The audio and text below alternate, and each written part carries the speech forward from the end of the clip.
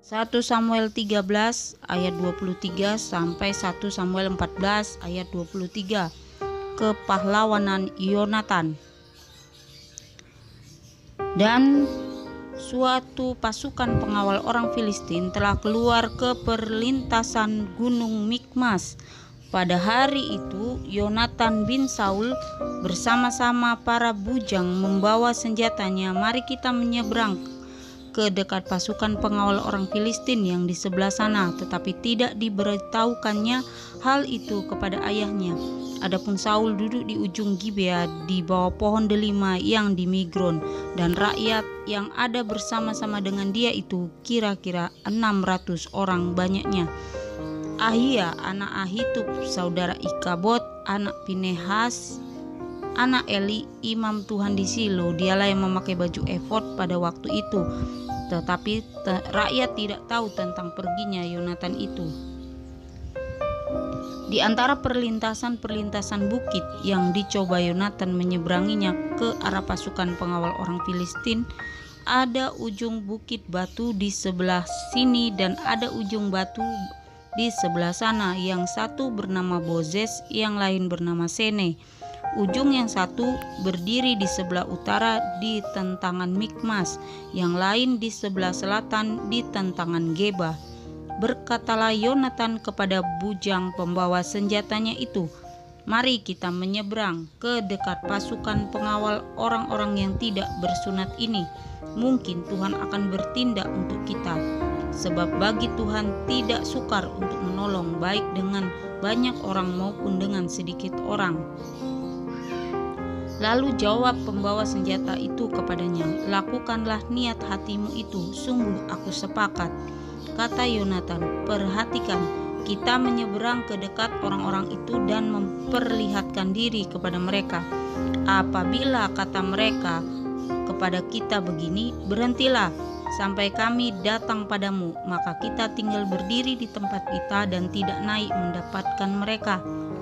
Tetapi apabila kata mereka begini, naiklah kemari, maka kita akan naik, sebab kalau demikian Tuhan telah menyerahkan mereka ke dalam tangan kita.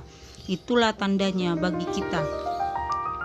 Ketika mereka keduanya memperlihatkan diri kepada pasukan pengawal orang Filistin, berkatalah orang Filistin itu, lihat, orang-orang Ibrani keluar dari lobang-lobang tempat mereka bersembunyi. Orang-orang dari pasukan pengawal itu berseru kepada Yonatan dan pembawa senjatanya, katanya, naiklah kemari, maka kami akan menghajar kamu. Lalu kata Yonatan kepada pembawa senjatanya, naiklah mengikuti aku, sebab Tuhan telah menyerahkan mereka ke dalam tangan orang Israel. Maka naiklah Yonatan merangkak ke atas dengan diikuti oleh pembawa senjatanya. Orang-orang itu tewas terparang oleh Yonatan, sedang pembawa senjatanya membunuh mereka dari belakangnya. Kekalahan yang pertama ini yang ditimbulkan Yonatan dan pembawa senjatanya itu besarnya kira-kira 20 orang dalam jarak kira-kira setengah alur dari sepembajakan ladang. Lalu timbullah kegentaran di perkemahan, di padang dan di antara seluruh rakyat. Juga pasukan pengawal dan penjara-penjara itu gentar dan bumi gemetar, sehingga menjadi kegentaran yang dari Allah. Ketika peninjau-peninjau Saul di Gibea Benyamin melihat hal itu, dan sesungguhnya orang ramai seperti ombak berjalan ke sana kemari, berkatalah Saul kepada tentara yang bersama-sama dengan dia itu, periksalah barisan dan lihatlah siapa yang pergi daripada kita. Mereka memeriksa barisan dan ternyata Yonatan dan pembawa senjatanya tidak ada. Lalu kata Saul kepada Ahia, bawalah baju efod kemari.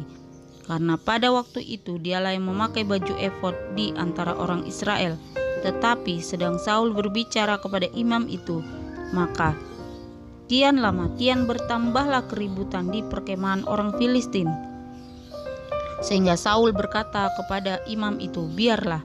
Kemudian berkumpullah Saul dan seluruh rakyat yang bersama-sama dengan dia itu.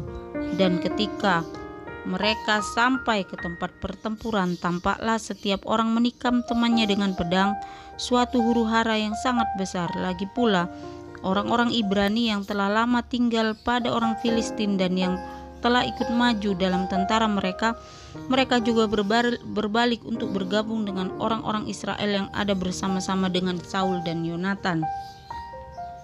Bahkan ketika semua orang Israel yang telah bersembunyi di pegunungan Efraim mendengar bahwa orang Filistin telah lari, orang-orang itu pun bergabung dengan mereka dalam pertempuran. Demikianlah Tuhan menyelamatkan orang Israel pada hari itu.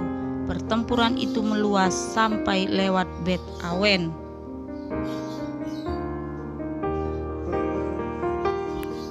1 Samuel 14 ayat 24 sampai 44. Yonatan dibebaskan dari kutuk. Ketika orang-orang Israel terdesak pada hari itu, Saul menyuruh rakyat mengucapkan kutuk, katanya, "Terkutuklah orang yang memakan sesuatu sebelum matahari terbenam dan sebelum aku membalas dendam terhadap musuhku, sebab itu tidak ada seorang pun dari rakyat yang memakan sesuatu." Dan seluruh orang itu sampailah ke suatu hutan, dan di sana ada madu di tanah. Ketika rakyat sampai ke hutan itu, tampaklah ada di sana madu meleleh, tetapi tidak ada seorang pun yang mencedoknya ke mulutnya dengan tangan, sebab rakyat takut kepada sumpah itu. Tetapi Yonatan tidak mendengar bahwa ayahnya telah menyuruh rakyat bersumpah. Ia mengulurkan tongkat yang ada di tangannya dan mencelupkan ujungnya ke dalam sarang madu. Kemudian ia mencedoknya ke mulutnya dengan tangan, lalu matanya menjadi terang lagi. Dan seorang dari rakyat berbicara, katanya, "Ayahmu telah menyuruh rakyat bersumpah dengan bersungguh-sungguh. Katanya, terkutuklah orang yang memakan sesuatu pada hari ini, sebab itu rakyat letih lesu." Lalu kata Yonatan, "Ayahku mencelakakan negeri. Coba lihat bagaimana terangnya mataku setelah aku merasai sedikit dari madu ini. Apalagi jika sekiranya rakyat pada hari ini boleh makan dengan bebas dari jarahan musuhnya yang telah didapatnya. Tetapi sekarang tidaklah besar kekalahan di antara orang Filistin, dan pada hari itu mereka memukul kalah orang Filistin dari Mikmas sampai ke Ayalon. Rakyatmu sudah sangat letih lesu, sebab itu rakyat menyambar jarahan. Mereka mengambil kambing domba, lembu, dan anak lembu, menyembelihnya begitu saja di atas tanah dan memakannya dengan darahnya." Lalu diberitahukanlah kepada Saul demikian, "Lihat, rakyat berdosa terhadap Tuhan dengan memakannya dengan darahnya." Dan ia berkata, "Kamu berbuat hianat, gulingkanlah sekarang juga sebuah batu besar kemari." Kata Saul pula, "Berserak-seraklah di antara rakyat dan katakan kepada mereka, setiap orang harus membawa lembunya atau dombanya kepadaku. Sembelilah itu di sini, maka kamu boleh memakannya. Tetapi janganlah berdosa terhadap Tuhan dengan memakannya dengan darahnya." Lalu setiap orang dari seluruh rakyat membawa serta pada malam itu lembunya, dan mereka menyembelihnya di sana. Saul mendirikan mezbah bagi Tuhan. Inilah mezbah yang mula-mula sekali didirikannya bagi Tuhan. Lagi kata Saul, "Marilah kita pada malam ini mengejar orang Filistin dan menjarahi mereka sampai fajar menyingsing. Dan janganlah kita biarkan hidup seorang pun dari mereka." Jawab mereka itu, "Perbuatlah apa yang kau pandang baik." Tetapi imam berkata, "Marilah kita dahulu tampil menghadap Allah di sini." Saul bertanya kepada Allah, "Bolehkah aku mengejar orang Filistin itu? Akan kau serahkankah mereka ke dalam tangan orang Israel?" Tetapi pada waktu itu ia tidak menjawab Saul. Lalu kata Saul, "Datanglah kemari kamu segala pemuka rakyat. Berusahalah mengetahui apa sebab dosa ini terjadi pada hari ini.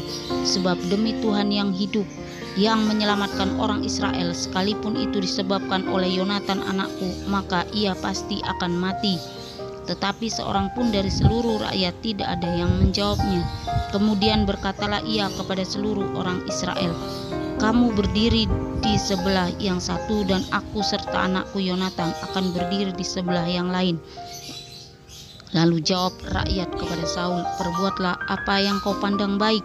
Lalu berkatalah Saul, "Ya Tuhan Allah Israel, mengapa engkau tidak menjawab hambamu ini pada hari ini? Jika kesalahan itu ada padaku, atau pada anakku Yonatan, ya Tuhan Allah Israel, tunjukkanlah kiranya Urim. Tetapi jika kesalahan itu ada pada umatmu Israel, tunjukkanlah Tumim. Lalu didapati Yonatan dan Saul, tetapi rakyat itu terluput. Kata Saul, buanglah undi antara aku dan anakku Yonatan. Lalu didapati Yonatan. Kata Saul kepada Yonatan, beritahukanlah kepadaku apa yang telah kau perbuat. Lalu Yonatan memberitahukan kepadanya, katanya, memang aku telah merasai sedikit madu dengan ujung tongkat yang ada di tanganku. Aku bersedia untuk mati. Kata Saul, beginilah kiranya Allah menghukum aku, bahkan lebih lagi daripada itu. Sesungguhnya Yonatan, engkau harus mati. Tetapi rakyat berkata kepada Saul, masakan Yonatan harus mati? Dia yang telah mendapat kemenangan yang besar ini di Israel. Jauhlah yang demikian, demi Tuhan yang hidup, selai rambut pun dari kepalanya tak akan jatuh ke bumi, sebab dengan pertolongan Allah juga dilakukannya hal itu pada hari ini. Demikianlah rakyat membebaskan Yonatan sehingga ia tidak harus mati. Maka pulanglah Saul dengan mengejar orang Filistin, dan orang Filistin itu pun kembali ke tempat kediamannya. Catatan tentang musuh-musuh dan keluarga Saul. Setelah Saul mendapat jabatan raja atas Israel, maka berperanglah ia ke segala penjuru melawan segala musuhnya, melawan Moab, Bani Amon, Edom, raja-raja negeri Zoba, dan orang Filistin. Dan kemanapun ia pergi, ia selalu mendapat kemenangan. Ia melakukan perbuatan-perbuatan yang gagah perkasa, memukul kala orang Amalek dan melepaskan Israel dari tangan orang-orang yang merampasi mereka. Anak-anak lelaki Saul ialah Yonatan, Yiswi, dan Malkisua. Nama kedua anaknya yang perempuan yang tertua bernama Merab, yang termuda bernama Mikal. Istri Saul bernama Ahinoam, anak Ahimaas. Panglima tentaranya bernama Abner, anak Ner, paman Saul. Kisi ayah Saul dan Ner ayah Abner adalah anak-anak Abiel. Hebat peperangan melawan orang Filistin selama zaman Saul, dan semua pahlawan dan orang gagah perkasa yang dilihat Saul dikumpulkannya kepadanya.